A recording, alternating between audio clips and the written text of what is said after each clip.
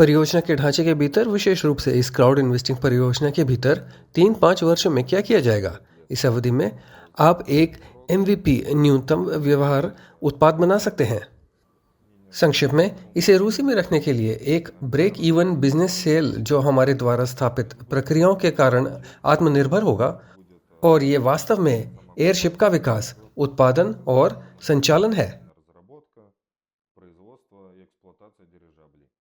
पहली चीज स्वाभाविक रूप से टीम है। टीम का 95% गठन हो चुका है। टीम के गठन को अब 2 चरणों में बांटा गया है। पहला चरण परियोजना के भीतर एक इंजीनियरिंग केंद्र का निर्माण है। यह इतना तेज स्प्रिंट चरण है और यह 95% पूरा हो चुका है। अगला चरण थोड़ी देर बाद होगा, एक पूर्ण डिजाइन ब्यूरो का गठन।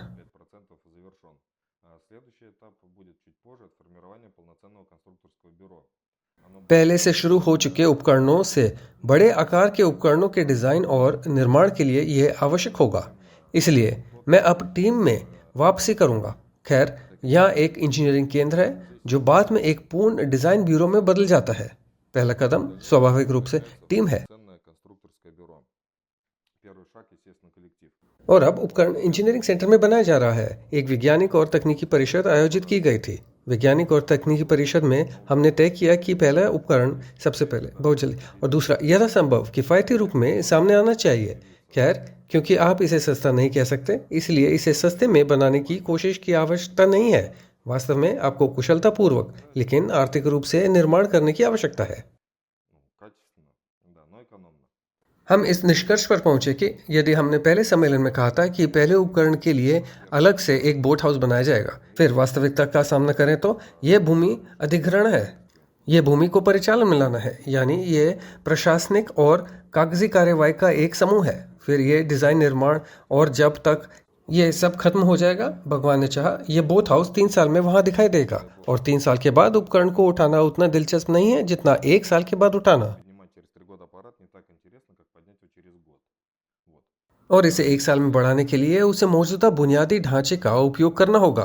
ये बुनियादी ढांचा 12 मीटर की गेट ऊंचाई वाला एक मानक विमान बोट हाउस है। यह एक बार एक सीमा थी जो पहले डिवाइस के कंधों पर आ गई थी। और दूसरा, इसका प्रतिस्पर्धी तकनीकी लाभ है। सामान्य तौर पर गति का चयन करना आवश्यक था। हमने लगभग 120 किलोमीटर प्रति घंटा चुना। खैर, फिर सब कुछ अपने आप आकर ले लिया। इसकी मात्रा, उपस्थिति, कौन से इंजन, कौन से प्रोपेलर, वे कहाँ हैं, वे क्या करते हैं, और परिणाम 2000 घन मीटर का एक उपकरण था। और इस डिवाइस को फिलहाल डिजाइन किया जा रहा है। इसे इस तरह से डिजाइन किया गया है कि दिन के अंत में, मुझे नहीं पता, 3 अलग अलग संशोधन के बाद हमें एक पूर्ण व्यावसायिक रूप से उपयुक्त मानव रहित वाहन मिलता है जो कुछ कार्य कर सकता है और यह अपने कार्य करने में सक्षम होगा। ऐसे विमान सोवियत हाल के विमान हैं जो अभी भी याकुटिया में उपयोग किए जाते हैं। उदाहरण के लिए, वे लगातार क्षेत्रों में उड़ान भरते हैं और अब वे अपने अंतिम इंजन घंटों तक पहुंच रहे हैं और किसी को भी अभी यह उपयोगी कार्य करने की आवश्यकता होगी।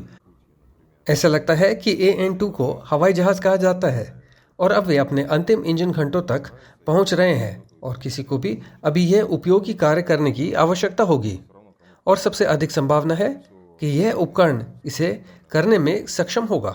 मैं एक बार फिर दोहराता हूं, हम इसे 1 साल में शुरू करने की योजना बना रहे हैं। इसे इस तरह से डिजाइन किया जाएगा कि हम इस पर कई विकल्पों पर काम कर सकें।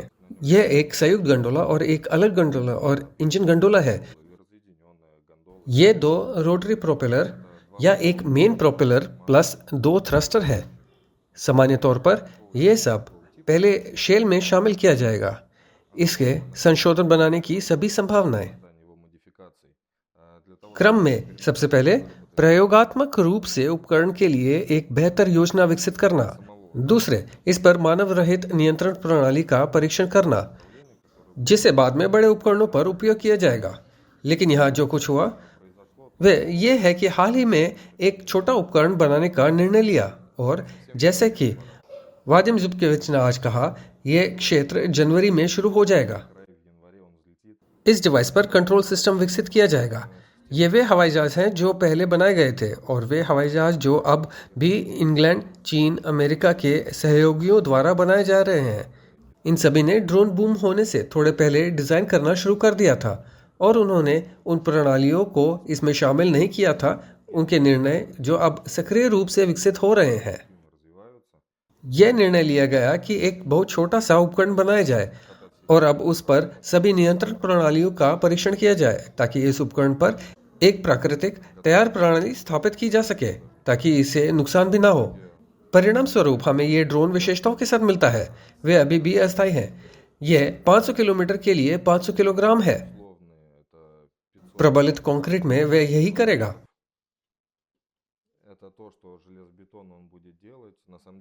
वास्तव में वह अधिक लेने और इसे स्थानांतरित करने में सक्षम होगा, प्लस या माइनस, या थोड़ा कम लेने और 1000 के लिए वहां उड़ने में सक्षम होगा, और ये सब मानव रहित मोड में। और ये कैसे होगा? उदाहरण के लिए ये कैसे अनुरित होगा? इस पर आधारित स्वचालित नियंत्रण प्रणालियों का परीक्षण किया जाएगा। ये केवल ड्रोन की तरह उस मार्ग का अनुसरण करना नहीं है जिसे मैंने अभी समझाया है। स्वचालित मोड में बोथ हाउस से बाहर निकलना भी आवश्यक है, फिर स्वचालित रूप में उड़ान भरना और उतरना भी आवश्यक है। स्वचालित मार्ग अनुसरण और स्वचालित यंत्रीकृत। ठीक है, सबसे पहले मूरिंग और दूसरा लैंडिंग और अनलोडिंग। यहाँ सबसे अधिक संभावना है 1 या 2 लोगों की आवश्यकता हो सकती है, लेकिन पहले की तरह नहीं। यह मामला था कि इसे जारी करने के लिए बोथ हाउस से एयरशिप को बाहर निकालने के लिए बहुत सारे कर्मियों की आवश्यकता थी। फिर इसे पकड़ने के लिए, इसे बांधने, इसे लोड करने, इसे अनलोड करने के लिए आदमियों की बहुत आवश्यकता होती है। किसी दिए गए हवाई पोत, ठीक है, एक दिए गए ड्रोन और वास्तव में किसी भी हवाई पोत का उपयोग करने के आर्थिक मॉडल में अनुपात थोड़ा बदल जाता है, लेकिन सामान्य तौर पर पायलटों, तकनीशियनों, ग्राउंड क्रू और इसी तरह के वेतन की राशि लगभग होती है। तीसरा, यदि इस तिहाई को परिचालित लागत से घटा दिया जाता है तो छोटे उपकरणों के लिए भी आर्थिक व्यवहार्यता दिखाई देती है।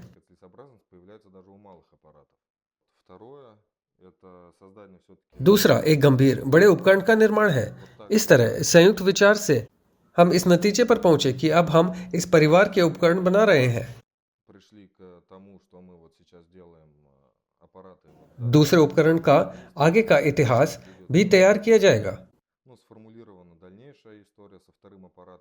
दूसरे उपकरण भी बाहर क्षमता स्वाभाविक रूप से बड़ी होनी चाहिए। यह बहुत संभव है कि एक कठोर योजना भी, जब शरीर में ही एक पावर फ्रेम हो, शीर्ष या तो कपड़े से ढका हुआ है या धातु से मड़ा हुआ है। ये पुरानी तकनीकें हैं, आधुनिक ये समग्र हो सकता है। दूसरे हवाई पोत पर एक कठोर योजना में परिवर्तन की काफी संभावना है, यानी यह एक अर्ध कठोर योजना हो सकती है, लेकिन इसकी वाहन क्षमता करीब 10 टन होगी। यह 10 टन का ट्रक है। अगर यह 10-15 टन लेता है तो यह एक कठोर योजना है। अगर 10-8 टन ले जाए तो भी हम वहां सशर्त रूप से सेमी रिजिड में जा सकते हैं, लेकिन यह उपकरण पूरी तरह से अलग वर्ग का है और निकट भविष्य में यह उपकरण रसद सेवाओं के बाजार में सबसे अधिक मांग में होगा, क्योंकि यह इस पेलोड के लिए रसद सेवाओं का बाजार है जो पहले से ही हेलीकॉप्टरों द्वारा गठित किया गया है, विशेष रूप से Mi-8 हेलीकॉप्टर। और इसलिए इस वाहन क्षमता का एक किफायती हवाई पोत बनाया गया है। योजना के अनुसार फिर से हम इसकी सटीक वाहन क्षमता और सटीक प्रदर्शन विशेषताओं को थोड़ी देर बाद निर्धारित करेंगे, जब इस उपकरण के साथ काम पहले ही इसके उत्पादन के चरण तक पहुंच चुका होगा। जब यह उत्पादन चरण तक पहुंच जाता है तो इस उपकरण का स्केच बनाना शुरू करने का समय होता है, और यह उपकरण अब मानक बोथ हाउस में फिट नहीं बैठता है। और यह ठीक है, जब हम इसे विशेष रूप से इसकी वाहन क्षमता, सामरिक और तकनीकी विशेषताओं, उपस्थिति, सामान्य उपस्थिति इत्यादि को समझेंगे तो हम इसके आयामों को समझेंगे। स्वाभाविक रूप से हम समझेंगे कि हमें किस प्रकार का बोथ हाउस बनाने की आवश्यकता होगी। बोथ हाउस या एलिंग किसी एयरशिप के लिए गैरेज नहीं है। यह अभी भी एक प्रकार की असेंबली शॉप है जिसमें 2 एयरशिप यहाँ रखकर उन्हें एक समय में यहाँ बड़े पैमाने पर असेंबल करेंगे, उन्हें यहाँ से जारी करेंगे, वहाँ से उनका बड़े पैमाने पर उत्पादन शुरू किया जा सकता है। किनारे पर छोटे छोटे क्षेत्र होंगे जो कार्यालय से शुरू होकर कुछ भागों, घटकों और असेंबलियों के उत्पादन तक समाप्त होंगे।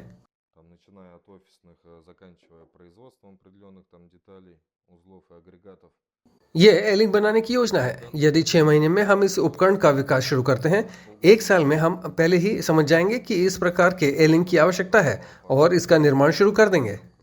तो इस परियोजना के ढांचे के भीतर ही हमें इसे बनाने का समय मिलेगा। एलिंग और इन 10 टन उपकरणों के धारावाहिक उत्पादन में महारत हासिल करें। серийное производство вот этих вот аппаратов 10-тонников. हर चीज का निर्माण प्रति माह कम से कम 1 या 2 डिवाइस को ध्यान में रखकर किया जाएगा। यानी ऐसा एलिंक प्रति वर्ष 12 से 24 डिवाइस का उत्पादन करने में सक्षम होगा।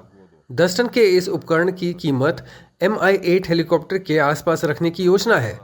आप देख सकते हैं कि Mi-8 की कीमत कितनी है और तकनीकी विशेषताओं के मामले में यह 2 गुना अच्छा होगा। Mi-8 4 टन वहन करता है, По техническим характеристикам он будет в 2 раза. लेकिन यदि 15 तो बिल्कुल यहीं लागत तेजी से बढ़ती है। Это совсем там стоимость растет в геометрической прогрессии. यानी अगर किसी कीमत Mi-8 जितनी है तो आपको यह देखना होगा कि ये कितने में बिकते हैं, इसे कितने में बेचा जा सकता है। हमने इस सब पर बड़े पैमाने पर विचार किया और 12 से 24 उपकरणों के उत्पादन और बिक्री के साथ ये पता चला है कि परियोजना 3-5 वर्षों में अपने लिए भुगतान करना शुरू कर सकती है। यदि यह परियोजना की लागत है, जबकि हम इस तथ्य पर आवाज उठा रहे हैं कि ये सब परियोजना में जुटाए गए $100 मिलियन से बनाया जा सकता है। परियोजना प्री लॉन्च चरण में है, कुछ बदलाव हो सकता है, लेकिन निश्चित रूप से 1 किलोमीटर ऊपर या नीचे नहीं। और सीरियल नंबर दिए जाने पर यह डिवाइस साल में 2 बार प्रोजेक्ट के लिए भुगतान कर सकते हैं। Способна окупить проект там за год дважды. इसके अलावा बड़े पैमाने पर उत्पादन के कारण परियोजना अपने खर्च पर विकसित हो सकती है और अभी भी और विकास की गुंजाइश है, क्योंकि परिवहन प्रणाली स्वयं ही नहीं बनेगी और 10 टन ट्रकों से दूर नहीं होगी। अर्थात कार्य एक डिजाइन ब्यूरो बनाना, 2 उपकरण विकसित करना, इन उपकरणों को प्रमाणित करना, उनकी मरम्मत, संयोजन और अन्य सभी चीजों के लिए एक एलिंग बनाना है और हमें अभी भी उत्पादन करना चाहिए। и всего прочего. И производство, да, у нас должно быть еще. Ну, получается, ये पता चला है कि हमारे पास एक इंजीनियरिंग केंद्र है जो धीरे धीरे डिजाइन ब्यूरो के रूप में विकसित हो रही है। बस मुझे लगता है कि जब तक एलिंग का निर्माण होगा तब तक एक पूर्ण डिजाइन ब्यूरो पहले ही बन चुका होगा। एलिंग के बगल में स्वाभाविक रूप से इन उपकरणों के कारखाने के परीक्षण के लिए कुछ क्षेत्र होंगे, यानी एक उड़ान परीक्षण केंद्र, एक LIC दिखाई देता है। LIC, एलिंग और फ्लाइट के ढांचे के भीतर पायलटों और तकनीशियनों के प्रशिक्षण और पुनः प्रमाणन के लिए एक शैक्षणिक संस्थान भी आयोजित किया जाएगा। будет организовано учебное заведение для подготовки там переаттестации пилотов и техников в рамках. इस पैसे से हम इनमें से कई और इनमें से कुछ का निर्माण कर सकेंगे, एक एलिंग बना सकेंगे, उत्पादन में महारत हासिल कर सकेंगे, शिक्षण केंद्र व्यवस्थित कर सकेंगे।